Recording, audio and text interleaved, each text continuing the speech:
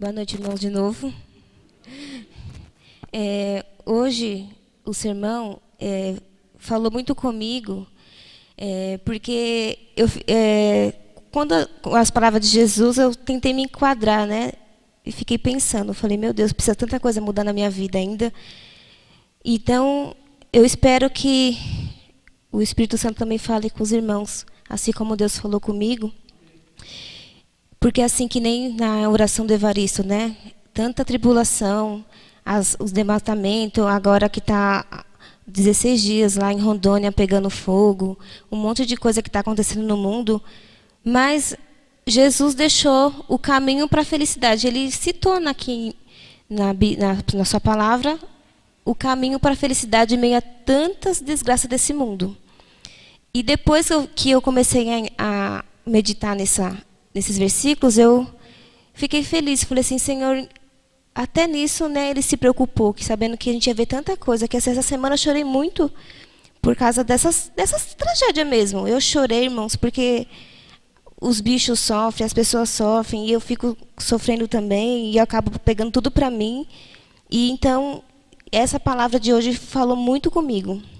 Então, é sobre as bem-aventuranças, né, que está lá em Mateus, capítulo 5.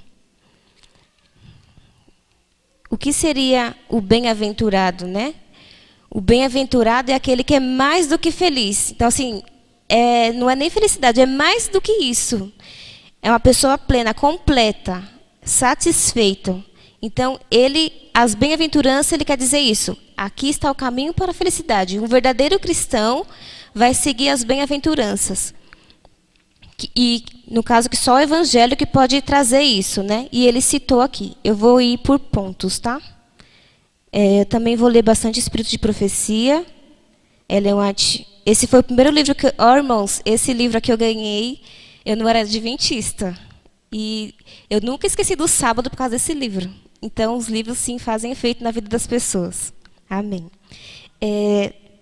Página 46. Não sei se é o mesmo daí. Capítulo 10. Que fala sobre o Sermão da Montanha. Vamos lá, irmãos. Mateus capítulo 5. E o verso número 3 está dizendo assim. Bem-aventurados os humildes ou os pobres, né? De espírito, porque deles é o reino dos céus. Olha lá que a Ellen White está falando aqui. Conseguiu achar, Márcio? Os humildes de espírito são aqueles que reconhecem sua própria pecaminosidade e necessidade espiritual. Sabem que em si mesmos nada podem fazer de bom. Desejam receber o auxílio de Deus para eles é dada essa bênção. Então, os pobres não quer dizer econômico, né? Não quer dizer os mendigos, não quer dizer isso. Quer dizer que eu reconheço que eu sou pecador, que eu não peço para nada, que eu preciso de Deus todo momento, que tudo que eu vou fazer não é mérito para mim, é tudo de Deus, eu dependo de Deus para tudo. O pobre aqui é nesse sentido. E ela também está falando aqui, né? São aqueles que reconhecem sua própria pecaminosidade. Então, assim, eu vou reconhecer todos os meus pecados. Infelizmente, tem cristãos que acabam julgando o outro, mas o pecado dele é ainda maior do que o do outro. Então, ele não é um pobre de espírito. Então, ele não está se encaixando aqui. Então, é um perigo, irmãos. Então, aqui ele já está falando. Os bem-aventurados, os pobres de espírito. Eles reconhecem. Ele vê que Jesus é a única saída, que a graça de Jesus é a única saída. Ele tem misericórdia das pessoas e pede para Deus também misericórdia para ele mesmo. Versículo 4, vamos lá. Alguém pode ler para a gente ter um pouco de dinâmica?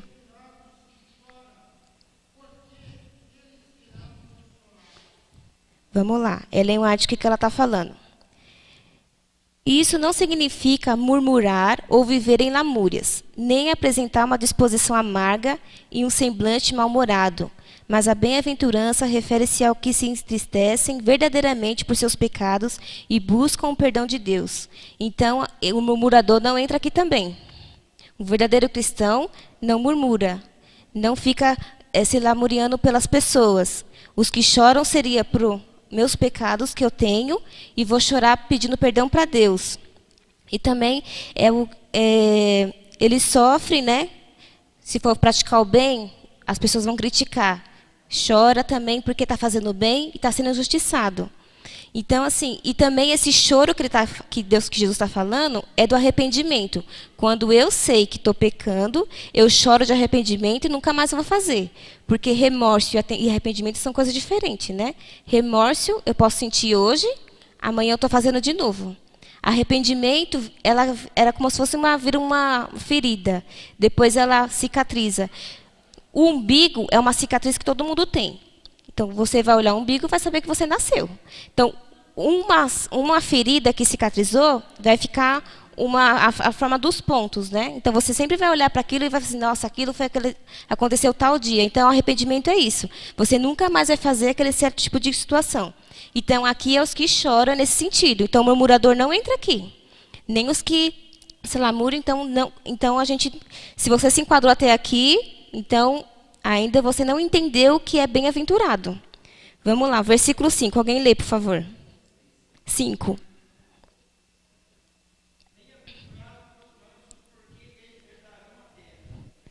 Os mansos. Vamos lá que Ellen White falou. Ellen White falou assim, que Jesus, quando ele era maltratado, Jesus pagava o mal com o bem. E ele ainda fala, ela fala assim, aprendei de mim, porque sou mão do humilde de coração. Então, Jesus, aqui no caso, né, Ellen White falou que ele era maltratado, pagava o mal com o bem. Então, os mansos seriam desse sentido. Então, quem é muito nervoso, quem é muito estourado, não leva desaforo para casa, não está entrando aqui na mansidão. Então, também o manso não quer dizer que a pessoa que é covarde, não é porque é cristão não pode falar nada, não é nesse sentido. A gente sempre tem que ser sábio nas palavras, né? Eu estava até assistindo um desenho bíblico, que tem uma parte que os fariseus começam a perguntar as coisas para Jesus, ele fica só olhando para a cara deles. Então, assim, tem coisas que é melhor o silêncio do que você falar. Tem coisas que a gente pode falar de acordo com a palavra. Aí não vai ofender a pessoa, quem está falando é a Bíblia, então tudo bem. Mas os mansos, então pessoas nervosas, que gostam de criticar, que é estourada, não entra aqui nessas bem-aventuranças. Ainda não entendeu o que é a bem-aventurança, o caminho para a felicidade. Agora o versículo 6.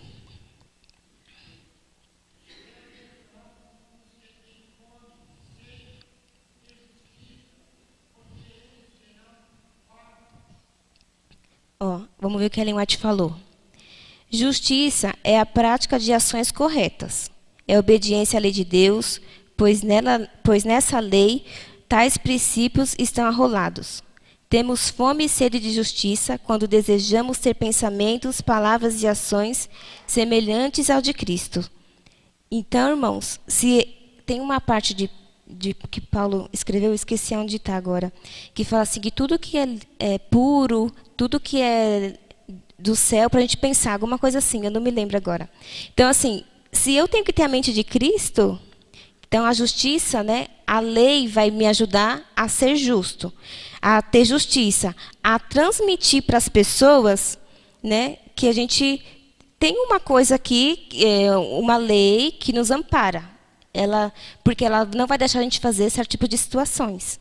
Então, se a gente não está seguindo direito às leis, né, os mandamentos, então a gente também não entendeu o que é ter fome e sede de justiça no versículo 6, igual está falando aqui. Porque a gente está vendo um monte de injustiça, mas a gente sabe que Deus é que vai julgá-los. A gente quer fazer as coisas com as próprias mãos, né? A gente é injustiçado, a gente quer fazer, não, porque eu tenho que falar, porque eu tenho que fazer, não. Deus é o nosso juiz, Ele que está na batalha, Ele que vai fazer, confie nele, que a melhor coisa, irmãos, é confiar nele, que quando Ele faz, não tem ninguém que possa impedir. E isso é ser bem-aventurança, porque a gente está acreditando que Ele vai fazer. Se ainda, nós estamos indo para o versículo 7, se você ainda não se encaixou nesses versículos, vamos vigiar, né? Vamos lá, agora o versículo 7. Alguém lê, por favor.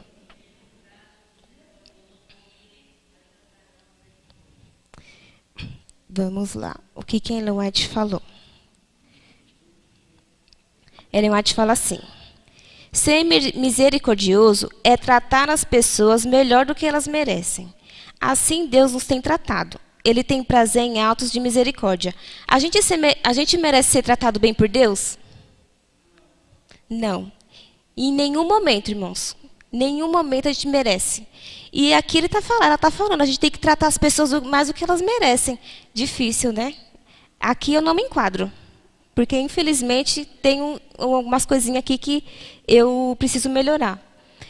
Então, assim, os misericordiosos, eles vão olhar com misericórdia para as pessoas, vai ter dó, né? Vai ter compaixão. Então, tem coisas que dá para a gente conseguir fazer, né? Lá fora, por exemplo, no mendigo, às vezes ajuda, às vezes sim. Que nem eu saí de uma loja e eu estava com um pote de frutas e com chocolate, né? Comendo. Aí eu estava andando, aí tinha uma moradora de rua na minha frente. Só que ela estava um pouquinho mais para frente, assim, né? Aí eu pensei assim, ela vai pedir. Não, não vai dar tempo. Aí eu parei no semáforo. Ela parou do meu lado. Aí ela falou assim, moça, você tem dinheiro? Eu falei, não tenho. Realmente eu não tinha, eu estava com cartão. Aí ela falou assim, me dá um pouquinho desse seu negócio, que ela não sabia o nome. Na hora eu não quis dar. Eu falei, não vou dar não. Acabei de comprar, só dei 2 colheradas. E vou ter que dar esse daqui para ela. Aí eu, ai, que raiva. Toma, moça. Ela, ai, obrigado. Eu fui com muita raiva para a lotação. Que saco, eu comprei negócio caro e só comi 2 colheres. Aí o Espírito Santo falou assim para mim, você pode voltar lá e comprar a hora que você quiser. E ela, quando ela vai comer? Acabou comigo, né? Realmente, irmãos, quem é que vai dar um fundi que chama? Quem vai dar um fundi para um morador de rua? Ninguém. Difícil alguém dar. Aí aquilo eu fiquei pensando, eu falei, ai, Jesus, me perdoa. Nossa, como eu fui egoísta. Aí eu me senti muito mal mesmo, péssima. Mas foi um aprendizado que, assim, eu fui mesquinha no pensamento, né? Na atitude, não foi com o coração, não foi mesmo. Mas depois eu refleti e pedi perdão para Deus, que a gente tem que ter misericórdia das pessoas, né? E vamos lá, o versículo 8.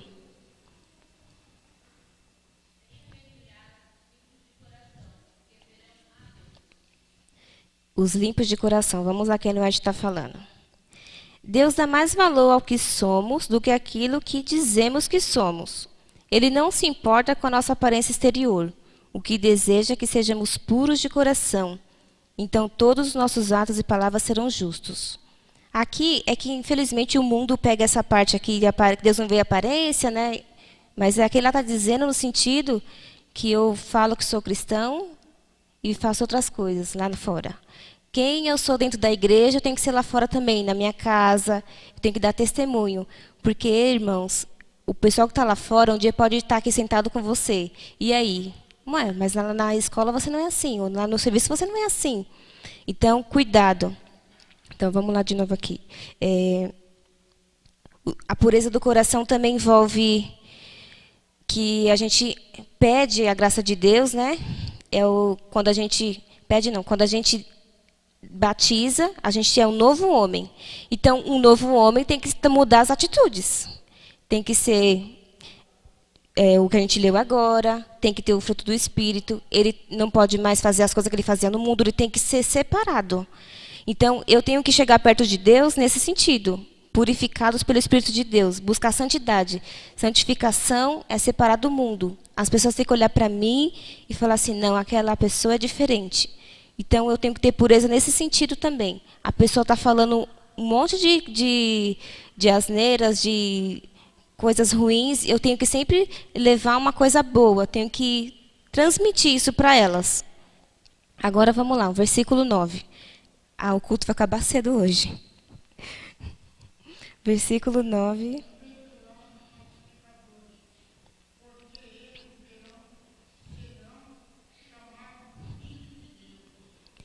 Eita, vamos lá, vamos ver o que a Leonarte falou aqui. Aquele que tem o espírito manso e humilde de Cristo será um pacificador. Tal disposição não provoca discussões ou devolve palavras iradas. Antes, torna o lar um lugar feliz, traz uma suave atmosfera de paz que envolve a todos. Então, irmãos, os pacificadores, ele vai transformar o ambiente. Pode estar pegando fogo, mas ele vai chegar e vai apaziguar tudo. Assim, eu até vejo uma qualidade disso no Edivaldo. Que já aconteceu muita coisa, já ficar nervosa, e ele faz a gente refletir, né? Não, peraí, não é bem assim. Porque então, quando a gente está nervoso, a gente acaba fazendo coisas, falando coisas que não deve. Então, como cristãos, a gente tem que ser pacificador do ambiente. Está pegando fogo, você tem que manter a paz, manter a tranquilidade, fazer o que Jesus faria. Sendo pacificador, a gente vai entender tudo que Jesus tinha feito. Imagine Jesus na roda de um monte de escarnecedor, sendo julgado, condenado, mas ele estava ali, ó, manso, pacificador, humilde, não falava nada. Então, assim, esse é o espírito que a gente deve buscar nesses últimos dias, que está terrível. A gente está sendo influenciado em todo momento, que nem eu falei agora sobre as notícias que eu estava vendo. Então, assim, a revolta do apresentador estava passando para mim. Eu comecei a ficar revoltada também. Depois fiquei triste, comecei a chorar. Então, assim, não que a gente não deve ver notícias, mas eu peguei tudo para mim que estava ali. E esqueci que nossa morada não é aqui. Não é aqui, irmãos. Esquece tudo desse mundo. Nossa morada é lá no céu. Nossa caminhada é para ir para lá. Então, vamos até aqui, a gente precisa entender o que Jesus tinha falado sobre as bem-aventuranças, o caminho para a felicidade. Então, é possível, em meio ao caos, a gente ser feliz. Vamos lá, o versículo 10.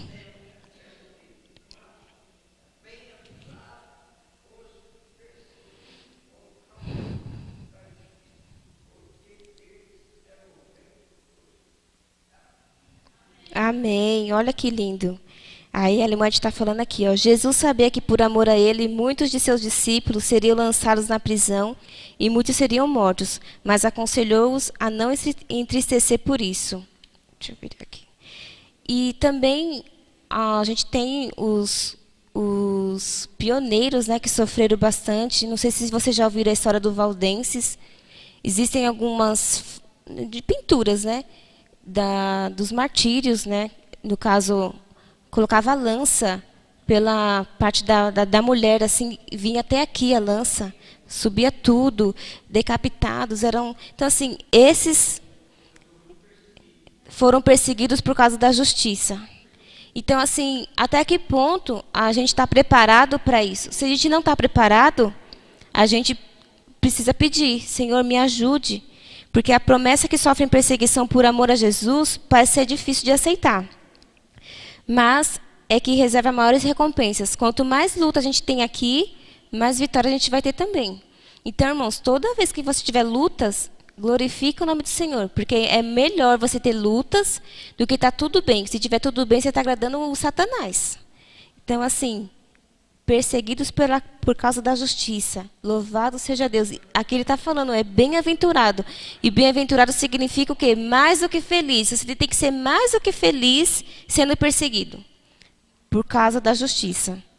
E o versículo 11.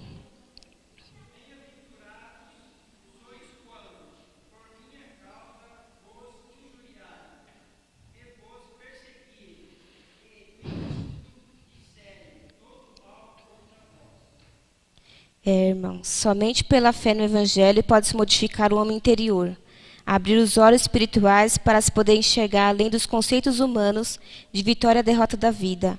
Ou seja, ser preso não é ser derrotado. A gente tem que glorificar a Deus nisso. Eu sou apaixonada por Paulo, o apóstolo Paulo. O meu sonho da minha vida é encontrar com ele lá no céu. Eu quero muito conhecer aquele homem. Eu não quero perder esse espetáculo por nada. E ele ensinou muita coisa sobre isso. Ele foi preso e ele estava ali sempre glorificando, cantando. E eu quero conhecer, eu quero falar com ele sobre isso. E a gente precisa entender que as lutas da vida, tudo isso daqui, a gente acabou de ler. As bem-aventuranças são 8. As bem-aventuranças e inclui sofrer também por causa de Jesus, por causa da obra, por causa de tudo. E o que a gente está fazendo, irmãos? Será que todo mundo aqui se incluiu nas bem-aventuranças? É um momento para reflexão. O que a gente está fazendo com o nosso eu? A gente está deixando o eu falar mais alto, né? Porque como vencer o homem interior? Porque é difícil também. O orgulho, né? Porque tudo aqui das bem-aventuranças O contrário dele é o orgulho. O orgulho: eu não preciso de ninguém, eu não preciso de Deus, eu que fiz, eu que falei, foi eu que toquei, eu que... Então, tudo é eu. Para matar o eu tenho que colocar Cristo no meio. Não, Jesus me ajudou, eu fui salvo pela graça. Não, Jesus estava ali comigo, Deus falou comigo. Não, o curso que eu escolhi foi Deus que me orientou. Matar o eu é desse jeito. Porque acho que, assim, depois do diabo, o nosso eu é pior. E eu acho que nós somos os nossos próprios inimigos. Porque a gente pode cair assim, ó, rapidinho. O Satanás só faz uma fiasquinha. E a gente cai assim, faz coisas terríveis. Às vezes é difícil voltar. Mas aqui a gente tem que lembrar das bem-aventuranças. E lembrar também da humildade, né? Não podemos esquecer de ser humildes. Porque a humildade, irmãos, aqui de tudo que aconteceu, que a gente leu sobre as bem-aventuranças, não deixa esparecer as nossas obras, nossas atitudes, o nosso eu. Aqui tudo vem em Cristo primeiro. Porque eu só consigo ser tudo isso daqui se eu pedir para Deus. Porque de nós a gente não é bom para nada. Nós somos bons para os outros. Acabei de falar aqui que eu dei o potinho para a mulher que não queria dar. Mas depois Deus fez eu refletir. Então a gente não é bom nem para isso. A gente quer, às vezes, dar uma comida para alguém, mas querendo recompensa dela mesmo. Então, assim, a gente precisa sempre tomar cuidado com o que a gente está fazendo e sempre pedindo misericórdia. Senhor, tem misericórdia de mim, fala comigo. E a gente vai, irmãos, dessa forma, a gente vai vivendo o que Deus tem para nós. Então, que essa palavra que foi falado hoje, que vocês possam refletir que há caminhos de felicidades que Jesus nos deixou. Embora que está tudo perdido no mundo, lá não tem nada para oferecer. A felicidade do mundo, que eles falam, é você ter carro, você ter casa, você ter dinheiro. E essa é a felicidade do mundo. Só que quais dos artistas, a maioria tem depressão, que nem o Michael Jackson morreu e tinha dinheiro. Ele gastava 12 milhões com ele por mês. E não era feliz. Elvis Presley morreu. Marilyn Monroe morreu. Tudo com depressão, tinha dinheiro, gente. Então, assim, isso não é sinônimo de felicidade. A gente tem que criar o nosso tesouro lá no céu. O que eu estou fazendo para eu herdar o céu? Aí sim, quando a gente entender tudo isso e viver as bem-aventuranças, a gente vai conseguir grandes resultados. A gente vai se sentir feliz em meio ao caos. A gente vai ser luz para as pessoas, porque é isso que Jesus falou, temos que ser luz. E para terminar, vou ler aqui o último versículo, número 12, de 5. Regozijai-vos e exultai, porque é grande o vosso galardão nos céus, pois assim perseguiram os profetas que viveram antes de vós.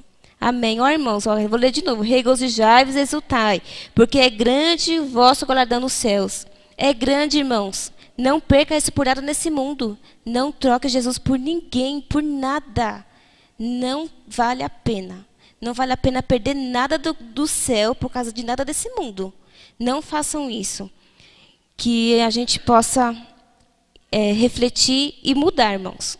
Porque aqui eu também preciso mudar. E que a gente possa entender tudo que Jesus tinha falado para os discípulos. Aqui foi bem no começo. E que a gente possa não deixar o nosso eu falar mais alto, mas que o Espírito Santo fale por nós. Amém.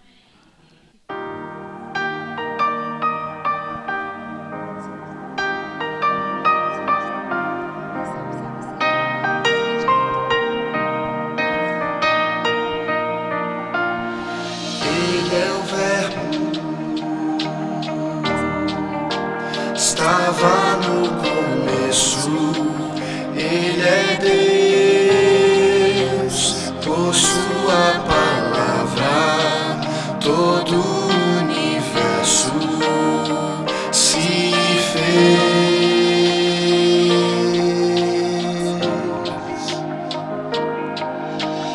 Ele é Cristo, que foi prometido pra morrer, pra pagar o preço de todo pecado na cruz.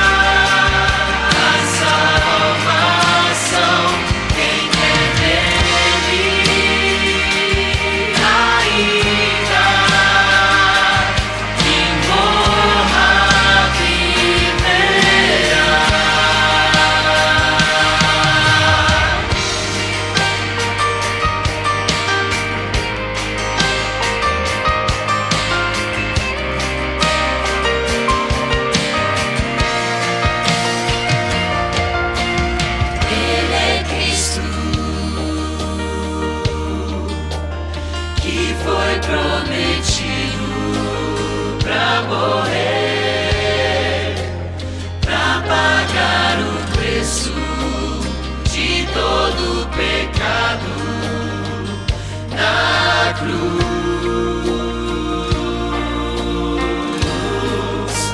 Ele é o caminho, verdade, a vida, a salvação. Quem crê nele ainda que morra viverá.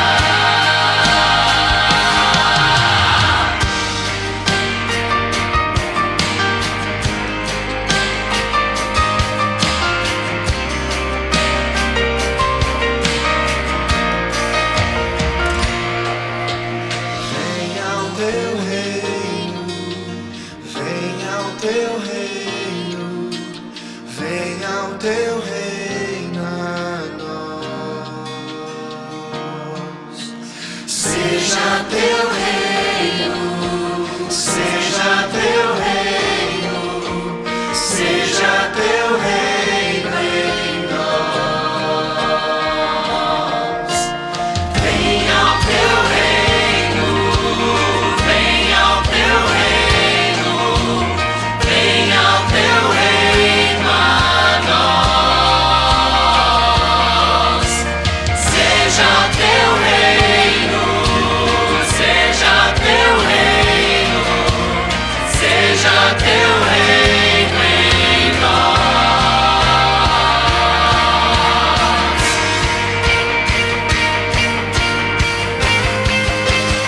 Ele é o caminho, verdade, a vida, a salvação. Quem crê nele ainda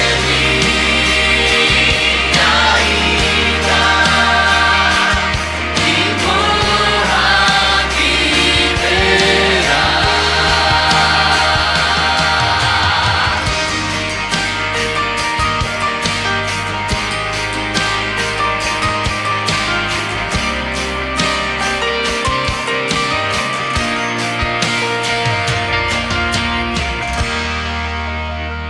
Amém. Vamos orar.